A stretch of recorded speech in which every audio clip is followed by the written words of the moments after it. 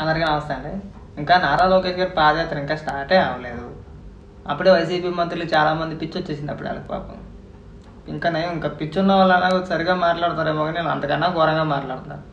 పాపం మన డైమండ్ రాణి రోజా మాట్లాడుతూ నారా లోకేష్ గారి గురించి అంటే వ్యక్తిగతంగా విమర్శించింది కామన్. అలా వైసీపీలో ఉన్న పనికి మన్న వాళ్ళందరూ చేసే పనే అది. ఈవిడేదో ఆకారాల గురించి మాట్లాడుతుంది. ఈవిడేదో స్లిమ్గా సన్నంగా ఉన్నట్టు, సీమపందికి ఊరపందికి మధ్యలో ఉంటుంది అంటే అని అనాలని ఉంది. కానీ ఇంకా మహిళ కదా, మనం అనలేం అలాగా. లేడీస్ కదా, గౌరవం ఇద్దాం. ఈవిడ కూడా ఆకారాల గురించి మాట్లాడుతుంది. ఈవిని ఎలాగో వదిలేస్తే కొన్ని రోజులుగా ఎర్రగడ్డ పిచ్చాసుపత్రి ఉంది కదా, ఖచ్చితంగా అందులో అడ్మిట్ అవుద్ది. పాదయాత్ర స్టార్ట్ అయిన 3వ రోజున 4వ రోజున ఈవిని తీసుకెళ్ళి పిచ్చాసుపత్రిలో పడేస్తే పని అయిపోద్దేమో. ఎందుకు ఆ పిచ్చి ప్రేలాపన? నువ్వేం చేసావు అది కదా చెప్పాల్సిన జనానికి. ఎవరికి ఉపయోగం నీ వల్ల? దేనికి ఉపయోగం అంటున్నా నీకు?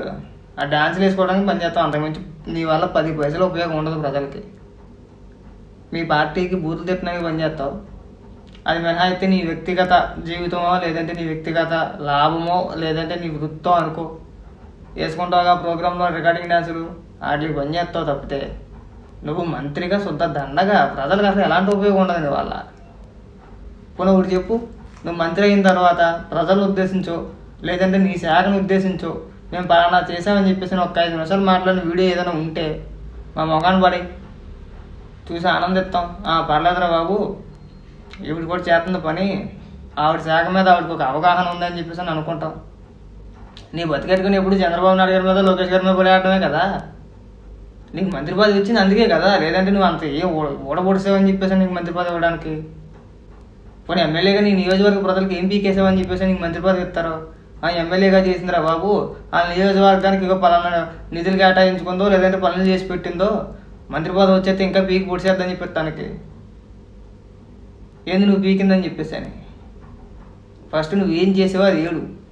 నారా లోకేష్ గారు మంత్రిగా ఉన్నప్పుడు చాలా ఉన్నాయి, చాలా అవార్డులు కూడా వచ్చినాయి కేంద్రం నుంచి. ఆ అవార్డులు మీరు అధికారంలోకి వచ్చినప్పుడు కూడా తీసుకున్నారు. ఇది తాము చేసిన పనికి ఏదైనా ఒక్క ప్రశంస ఎవరి దగ్గర నుంచి అయినా కానీ, ఎవరి దగ్గర నుంచి అవసరం మీ పార్టీలో పోనీ ఒకరి దగ్గర నుంచి చెప్పించు.